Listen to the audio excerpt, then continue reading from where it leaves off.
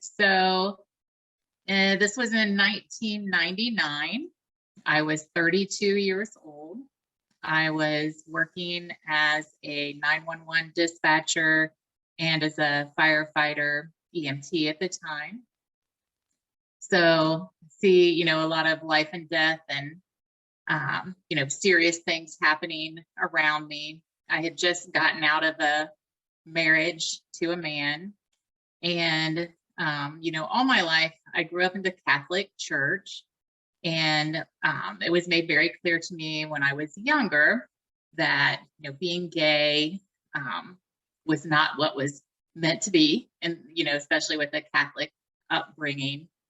And there was just something at that time that being 32 and just reflecting on life and getting out of a relationship and seeing life and death every day, there was just something in me that just said, life is too short to live for others. And that's probably my quote. I mean, life is too short to live how others think you should live it. You have to live life how you feel and think to live it and be authentic to yourself.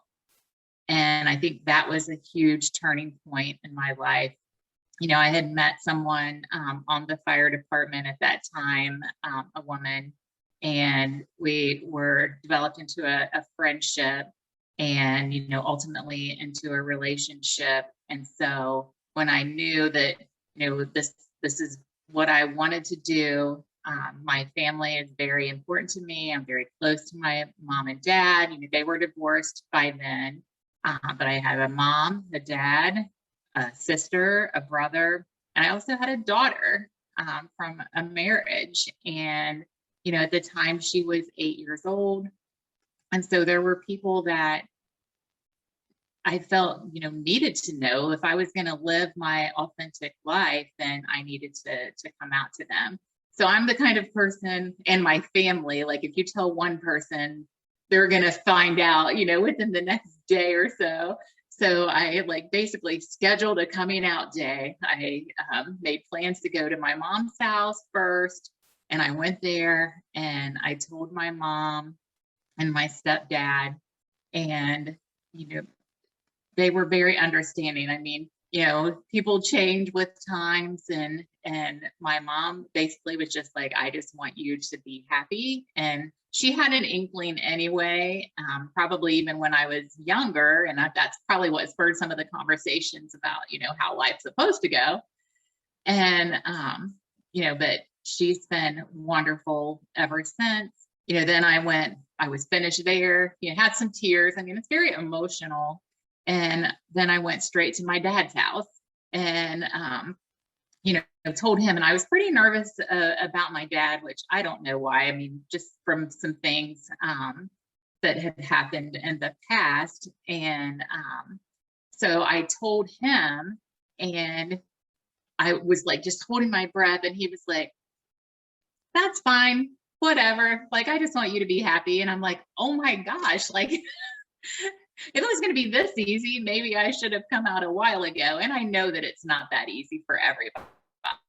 Also, I should say that. I know that, every family is different.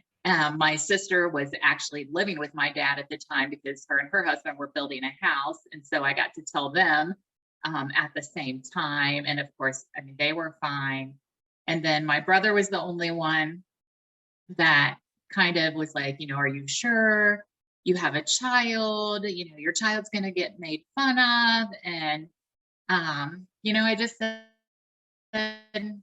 yes, I'm sure. I've probably known this since I was 12 or 13 years old.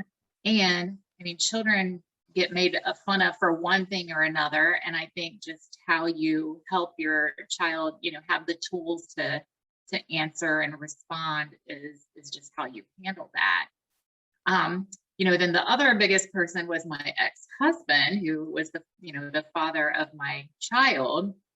And so I told him, and he was basically fine. And, you know, as I developed into that relationship with my partner at the time, he was just like, you know, make sure you treat her right and treat my daughter right, and I'm fine, you know. So it was kind of a joke then, because I mean, I worked at a police department and a fire department at the time, and so it was like for the next month, I think I came out to someone else like every day. Like it was a joke. Like I'd come home, okay, you know, who'd you come out to today?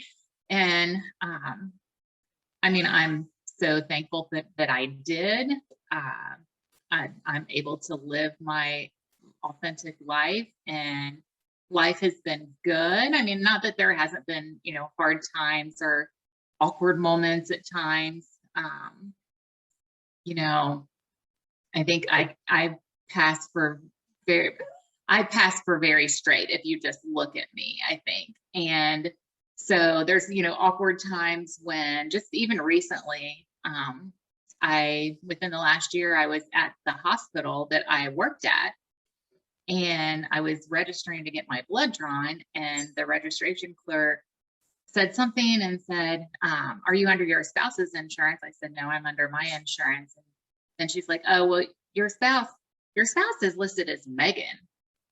And I was like, yeah, that's because my spouse is Megan.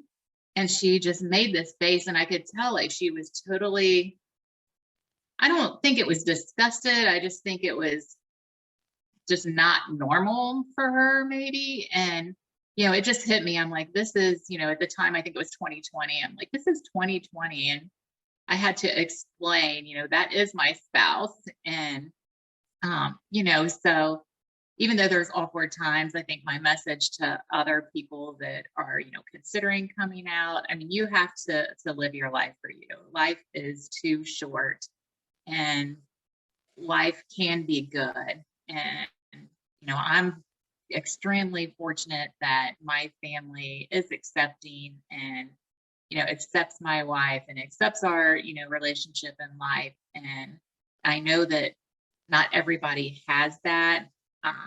But you can have chosen family also. So I think that's what I would say to that.